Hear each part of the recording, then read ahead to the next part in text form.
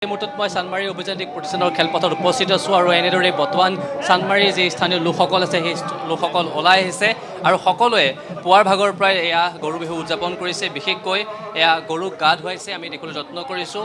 মাহ হালধি খুন্দি সাজু কৰাৰ লগতে আমি দেখিবলৈ যত্ন কৰিছোঁ। এয়া সকলোৱে মিলি পেলাই বিশেষকৈ যি স্থানীয় লোকসকল আছে সেই স্থানীয় লোকসকল ওলাই আহিছে আৰু এয়া মাহ হালধিৰে গৰুক বৰ্তমান সময়ত গা ধোৱা পৰিলক্ষিত হৈছে। আমি সেই দৃশ্যাংশ প্ৰটিন টাইমৰ দৰ্শকসকলক দেখিবলৈ যত্ন কৰিছোঁ।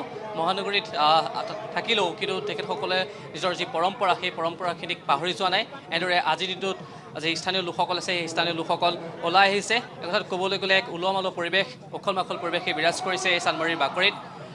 এনেদৰে বৰ্তমান সময়ত মাহ হালধি সনা পৰিলক্ষিত হৈছে আৰু সেই দৃশ্যাংশ আমি প্ৰটিন টাইমৰ দৰ্শকসকলক দেখিবলৈ যত্ন কৰিছোঁ। আৰু কিছু সময়ৰ পিছতেই এয়া গৰুক গা ধোৱাৰ পিছতেই সমূহেও তেখেতসকলে বিহু পৰিৱেশন কৰিব। এই কথাত ক'বলৈ গ'লে এঠাইত এক উখল মাখল পৰিৱেশে বিৰাজ কৰিছে। মহানগৰৰ বিভিন্ন প্ৰান্তৰ পৰা লোকসকল ওলাই আহিছে আৰু লোকসকল ওলাই আহি একত্ৰিত হোৱা পৰিলক্ষিত হৈছে। আমি স্থানীয় লোকসকলৰ কাষলৈ যাবলৈ চেষ্টা কৰিম, কেতিয়াৰ পৰা তেখেতসকলে এনেদৰে সমূহীয়াভাৱে আজি এই গৰু বিহু উদযাপন কৰি আহিছে, পালন কৰি আহিছে, আমি সেই কথাও জানিবলৈ চেষ্টা কৰিম। আৰু এনেদৰে বৰ্তমান মাহ হালধিৰ সানি পেলাই এয়া সকলোৱে বৰ্তমান সময়ত গৰুক গা ধুৱাইছে। এক কথাত ক'বলৈ গ'লে মহানগৰীৰ যি অভিযান্ত্ৰিক প্ৰতিষ্ঠানৰ খেলপথাৰ আছে সেই খেলপথাৰত এক উখল মাখল পৰিৱেশে বিৰাজ কৰিছে। বিভিন্ন প্ৰান্তৰ পৰা লোকসকল আহিছে আৰু লোকসকল আহি পেলাই একত্ৰিত হৈছে বিভিন্ন ঠাইৰ। আমি পোনে পোনে তেখেতসকলৰ কাষলৈ যাবলৈ চেষ্টা কৰিম। আপোনাৰ কাষলৈ আহিছোঁ, পোনে মই আপোনাক শুভেচ্ছা জ্ঞাপন কৰিছোঁ। মহানগৰীত থাকিলেও নিজৰ পৰম্পৰাখিনিক যেন পাহৰি যোৱা নাই। এইটো প্ৰতি বছৰে ইয়াতে পালন কৰা হয়। গৰু বিহু প্ৰতীকী হিচাপে পালন কৰা হয়। ক'ৰ পৰা লোকসকল আহিছে আপোনালোকৰ? লোকসকল ক'ৰ পৰা আহিছে? মই চানমাৰীতে থাকোঁ। প্ৰত্যেক বছৰে এনেদৰে পালন কৰে? প্ৰত্যেক বছৰে এইদৰে পালন কৰোঁ। এনেদৰে বৰ্তমান সময়ত বিভিন্ন ঠাইৰ পৰা লোকসকল আহিছে আৰু আছে আমি লোকসকলৰ কাষলৈ যাবলৈ চেষ্টা কৰিম। দাদাৰ কাষলৈ আহিছোঁ, প্ৰথমে মই আপোনাক শুভেচ্ছা জ্ঞাপন কৰিছোঁ। মহানগৰীত থাকিলেও কিন্তু নিজস্ব পৰম্পৰাখিনি ক'তো পাহৰি যোৱা নাই। সেইটো হয়, আমাৰ প্ৰতি বছৰে ইয়াত কৰা হয়। এইবাৰ আমাৰ 63তম আমাৰ পূব গুৱাহাটী বিহু সন্মিলন।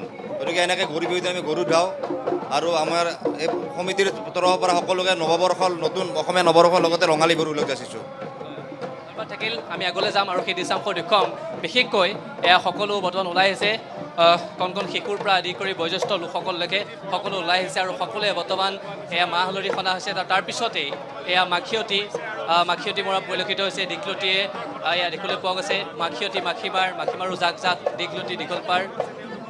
এনেদৰে বৰ্তমান সময়ত সকলোৱে মাখিয়তী আৰু দীঘলতিয়ে গৰু সোমাইছে আৰু এক উখল মাখল পৰিৱেশে বিৰাজ কৰিছে। এয়া আই মাতৃসকল আৰু সকলোৱে মিলি আৰু আছে লোকসকলৰ কাষলৈ যাবলৈ চেষ্টা কৰিম। তেখেতসকলৰ সৈতেও আমি কথা পাতিবলৈ চেষ্টা কৰিম। এক কথাত ক'বলৈ গ'লে এয়া যান্ত্ৰিকতাৰ থাকিলেও কিন্তু নিজস্ব পৰম্পৰাখিনিক পাহৰি যোৱা নাই।